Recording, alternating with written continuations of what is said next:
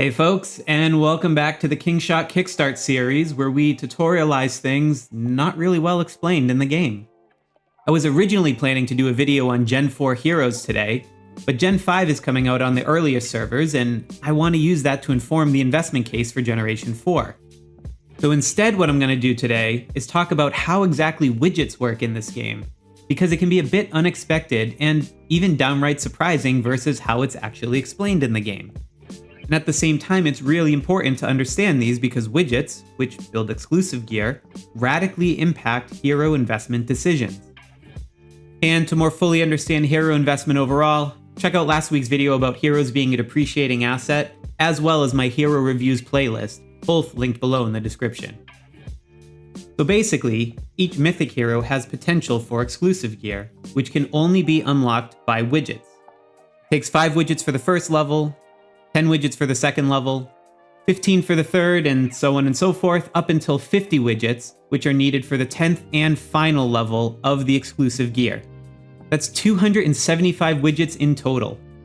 And at the same time, they are super hard to come by if you're not really spending. Basically, at the start of the game, you can really only get them from the mystery shop, and even then, they're usually pretty expensive compared to your token accrual rate. So you usually want to wait until they're 20 or even 50% off, which takes a while for them to show up. Eventually, as you play more, events like Buccaneer's Bounty can become a good source for current generation hero widgets at a relatively reasonable price because it is based on in-game currency. It just doesn't come around so often. At the same time, previous generation hero widgets can be picked up in the Champagne Fair event or Hall of Heroes.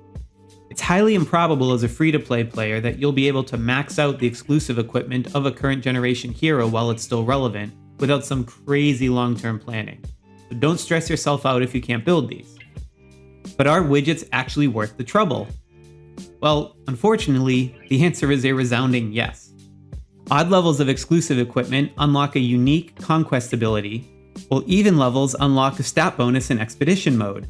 And given that about 90% of the game uses Expedition mode battle logic, I'm going to focus on that since it's how you should think about prioritizing investment here.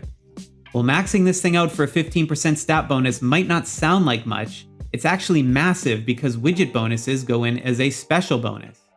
And I talk about this in my combat guide, also linked below in the description, but while most stat bonuses are additive, these also have a multiplicative component. So late game, each of these 15% bonuses could be more like adding 150% to your stats, or even more, and completely change the outcome of the battle.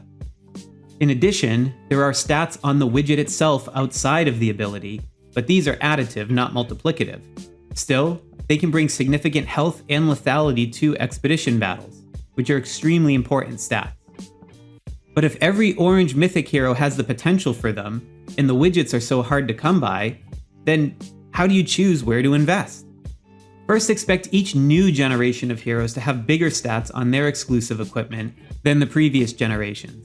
However, that valuable ability scales off of being multiplicative rather than increasing in total percentage from generation to generation.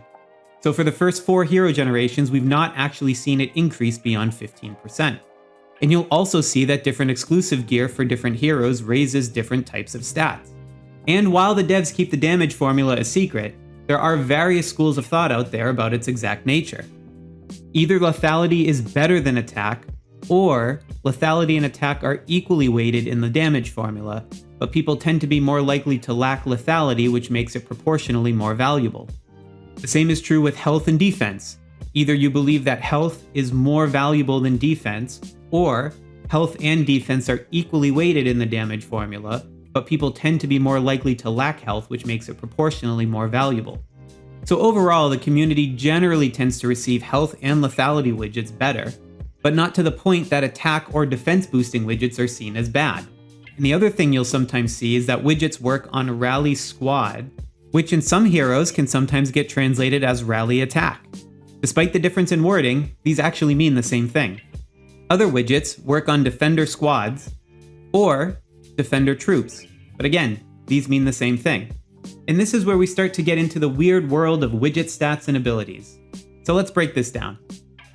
Broadly, what the developers are trying to do is make some investment choices a bit more interesting and balance the game by having certain classes of heroes in their widgets work on offense, while certain classes of heroes and their widgets work on defense.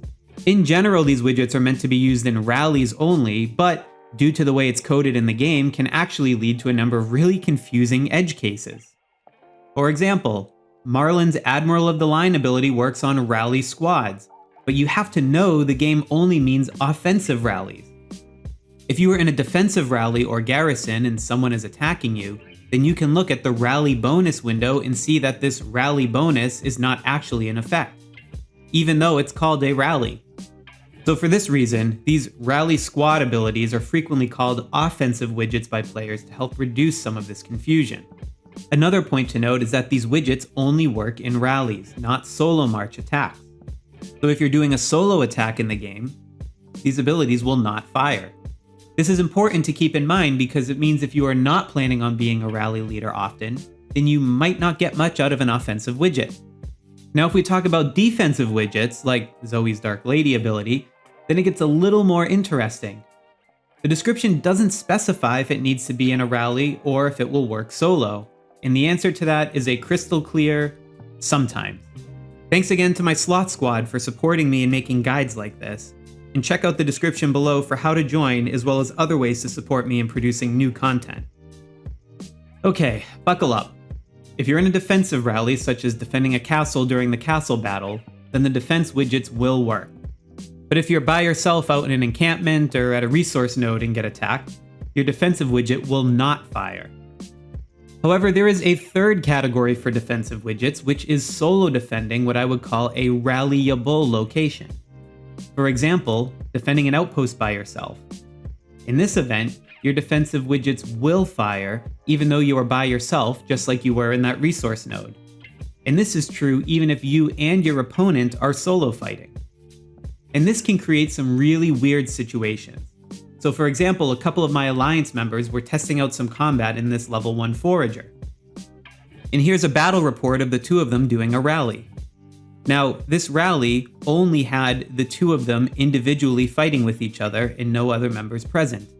But if you look at the stat bonuses they got, you can see the rally attacker got their widget bonuses and the rally defender got their widget bonuses. This is despite it being a one-on-one match because it actually is a rally. But now if we go back and look what happened when they solo attacked, and here you can see the language is different instead of it saying our rally won a stunning victory. But now let's look at that battle report for the solo attack. And you can see if we scroll all the way down to stat bonuses, that all of the defensive widgets still applied even though it was a one-on-one battle, but none of the offensive widgets from the attacker did because it was a one-on-one attack. So there's actually a bit of an asymmetry in favor of the defender to watch out for here. Even if a single defender is present, and even if the attacker solo marches, if the battle location is a rallyable garrison, then the defender's widgets will trigger, and they will get all the benefit of those multiplicative stat bonuses. So if you're thinking about trying to quickly attack someone's town and all out instead of rallying, or if you're trying to follow up an unsuccessful rally on a castle battle with a quick single march before the enemy can reinforce, the implication is that the defender will be advantaged because they will have widget bonuses that the attacker will not. So make sure you keep this strategic trade-off between speed and combat effectiveness in mind when you're making these decisions. However, if it's still an important but not rallyable location, such as the Peak of Eternity and Eternity's Reach, then neither the attacker nor defender's widgets will be in effect during battle. So it's not about the importance of the location, it's about whether or not it is rallyable. Due to some of the restrictions we discussed on their ability usage, coupled with the fact that they're attached to the heroes which do depreciate in effectiveness over time, one could argue that widgets and exclusive equipment could be one area of Kingshot investment to be overlooked by free-to-play players and low spenders with limited drawback. This is because if you're participating in a rally, you'll be using the rally leader's stats and widgets. However, there are still situations where your city might get attacked, such as in Swordland, and having a targeted investment in defensive hero widgets can help you take advantage of the asymmetry versus the attacker. And look, overall it's a shiny thing and they're fun to build, but you just won't get the same direct return on investment from them in something like Mystic Trial as you would for investing in the non-exclusive hero gear, so you should align your strategy accordingly if this is an important factor to you. However, if you're a spender and you're planning on leading a lot of rallies and driving the outcome of castle battles, then you should absolutely be building these to their max and making sure you understand extremely well the edge cases that we discussed so you can use them to maximal advantage. Anyway, I hope this video has cleared up a lot of the confusing questions I frequently get about widgets. They provide two types of stats, some additive, some multiplicative, as well as unique abilities, and they're designed to work in rallies only, but there are some exceptions. And if you're new to the game, then check out the rest of the KingShot Kickstart playlist, and be sure to like, subscribe, and hit the bell icon to stay up to date with the latest tips and tricks. Thanks again for watching. Happy gaming out there.